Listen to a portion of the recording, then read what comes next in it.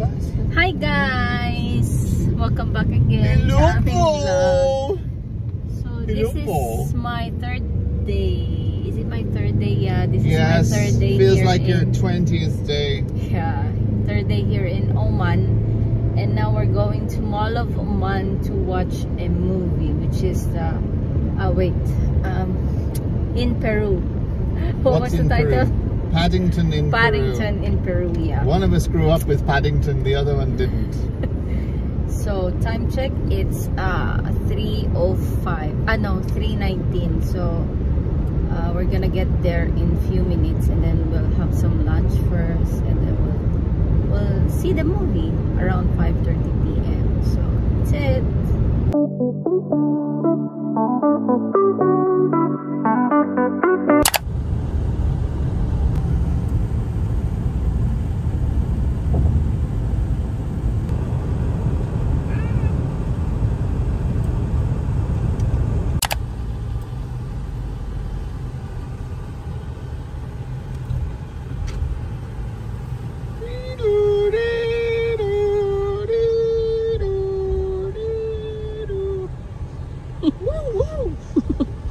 What are you, police? Are you police? Police car. The police car. We are in pursuit of this criminal in front of us. We have been pursuing him for quite a long time now. Where are you going to park? I'm parking just opposite the 3 doors here. Okay. Because it leads right beside the food court.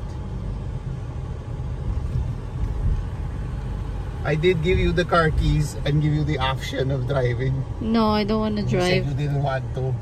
Nope. I'm good, thank you.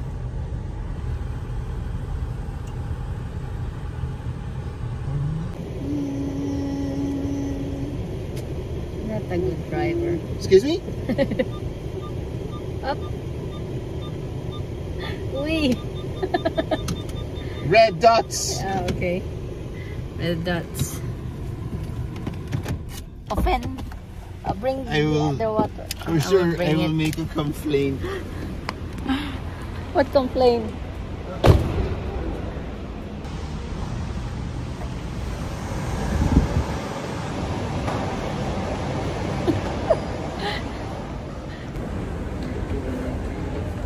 So there's the food court. I think it's gonna be busy. Now I think Filipinos. Yeah. Because it's the off day, right? Yep.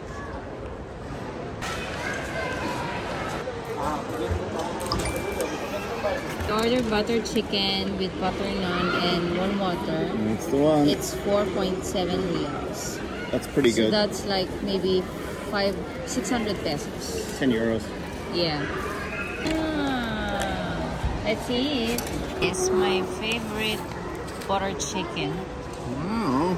From Bigums. Bigums. Yalla Bigums. Yeah. With butter naan. Okay.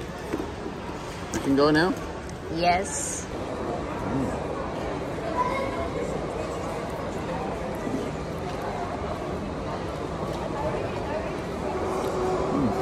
It's very nice. Bread was a good idea. I keep forgetting bread. I'm not supposed to be eating it.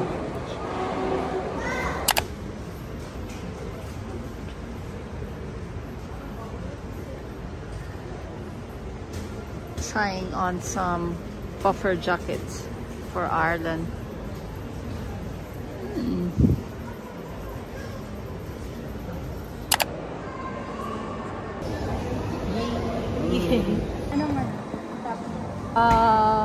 Cheese lang at saka salsa.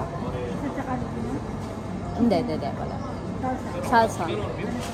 Tapos isang lang, maliit na popcorn, plain. Isang water. Thank you.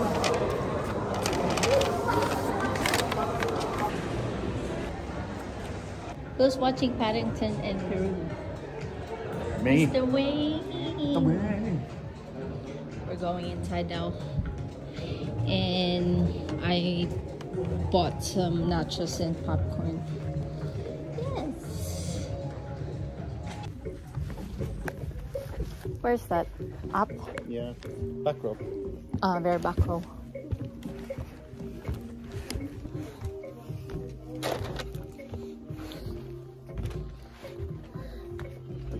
What number? I can't go up. 12 and 13. Wow. I'll be sitting here.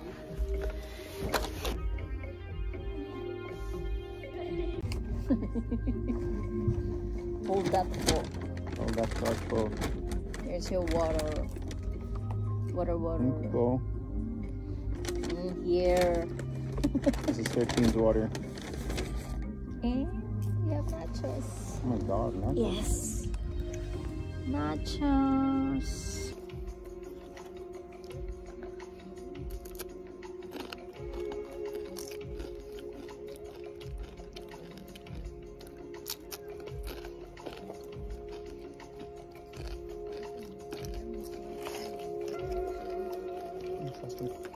Hmm?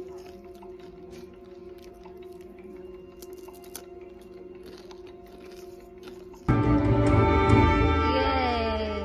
That was a great movie. Thank you. You're welcome, buddy. Good fun. Yes, it's fun.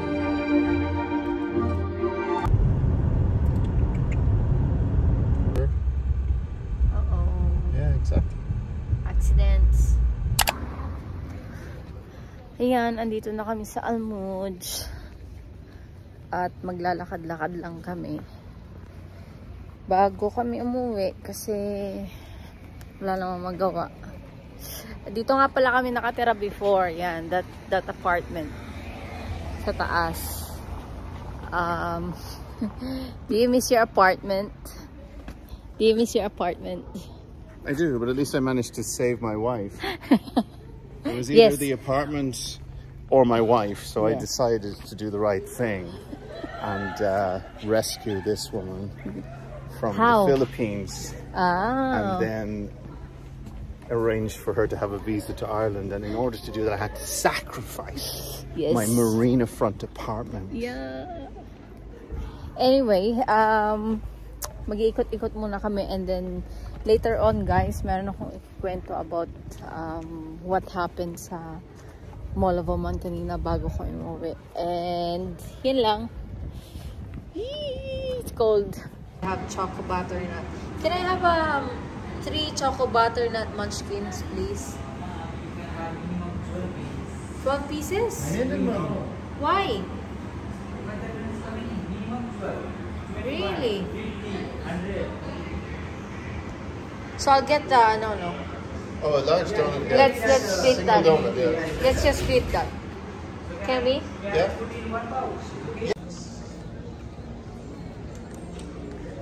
It's a lot of shops close here. They're closed also. Leto is also closed.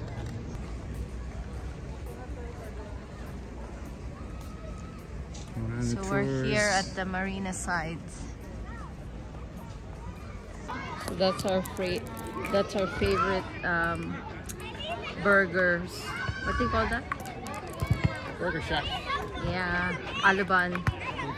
They have a nice burger here. Which is fine.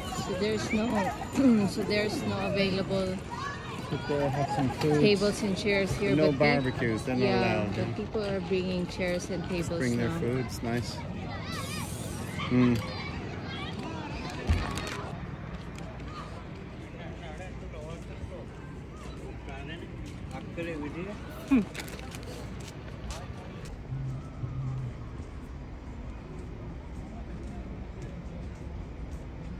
That's an old boat, which they call it dhow. Hey guys, so kakauwi lang namin dito sa hotel. At galing kami ng Almuj nga kanina, nag-ikot-ikot. And we're planning to meet Wayne's friend, kaso hindi naman siya nag-message. So, tumambay lang kami doon. And then, umuwi na rin. Sobrang dami ng tao doon sa Almuj. Anyway guys, may kukwento nga pala ako sa inyo sa nangyari kanina. And super duper talagang, and super hindi ko ina-expect yun. So while I was buying my eyebrow gel, nagtingin kasi ako dahil wala na akong magamit. merong dalawang babaeng lumapit sa akin na Filipina, and then all of a sudden nagtanong sila sa akin ng asa ng iPhone. I was like, what do you mean iPhone? Kumbaga itatagalog ko na lang na anong iPhone. So hindi ko alam kung anong ibig niya sabihin, pero parang alam niyo yung na-hypnotize ako bigla na bigla niya akong nilapitan. Tapos tinanong niya ako kung nasaan daw ang iPhone. So, ako naman, sumagot naman ako. Sabi ko naman na, anong iPhone? Tapos, kasi si Wayne, nung bumibili ako kanina, nung kausap ko yung sales lady nung pinagbibilang ko ng eyebrow gel. Buti na lang nasa likod ko siya. Tapos siguro napansin niya na may dalawang babae lumapit sa akin. Tapos, tinanong niya ako ulit. Tapos sabi niya gano'n, asa ng iPhone? And sabi ko ulit, anong iPhone? Siguro, doon ko na napagtanto na, siguro hinahanap niya kung nasaan yung Apple Store. Kung saan ka makakabili ng iPhone. Pero nung nakita nila sigurong lumapit na si Wayne, bigla na lang niya akong tinapik. Tapos biglang sabi niya na, ay, bumibili ka pa. Ay, ano yun? Parang, ay, nagtatry ka pala. Kasi yung eyebrow gel, tinatry ko sa kamay ko kung anong kulay yung bibilhin ko. Whether it's dark brown or yung mid brown. Pero doon ko na napagtanto na yung bag ko pala is nandun sa gilid. Feeling ko is parang tactics nila yun. Kakausapin ka nila, tapos parang iwawala ka nila na, alam mo yun, parang yung mga pickpocket sa Pinas na yung bigla na lang lalapitan ka, tapos tatanungin ka ng kung ano-ano, tapos syempre sasagutin mo rin, tapos may kasama siya, tapos parang yung kasama niya yung gagawa nung, alam niyo na, yung kukuha ng phone or something ng wallet. Tapos napaka-unusual kasi silang dalawa mismo nakamask sa loob ng mall. Guys, walang mga nakamask sa loob ng mall kanina sa Mall of Oman, as in talagang sila lang dalawa lang Pilipina. So nung nilapitan ako kanina, akala ko naman kilala ko. So tinitignan ko siya sa mata, tinitignan din niya ako. Tapos biglang, asa ng iPhone? So sabi ko, anong iPhone? Saan ang iPhone dito? Basta napaka-random lang talaga na bigla na lang siya lumapit sa akin at nagtanong ng ganon. Tapos doon ko na lang napagtanto na, ay, siguro kaya nila ako nilapitan kasi nakita nila yung bag ko. Hindi naman ako sa nagbibintang or what. Kaso nga lang, super random talaga na nakamask silang dalawa. Tapos, yung question pa ng babae, asa ng iPhone? Tapos, parang na-hypnotize ako something dahil may ginagawa ako. Tapos, nakalimutan ko yung bag ko pala nasa gilid. Hindi ko na isara masyado. Buti na lang, itong Wayne talaga nilapitan ako. Tapos, doon ko na lang napagtanto na, ay, baka nga siguro may plano silang gawin.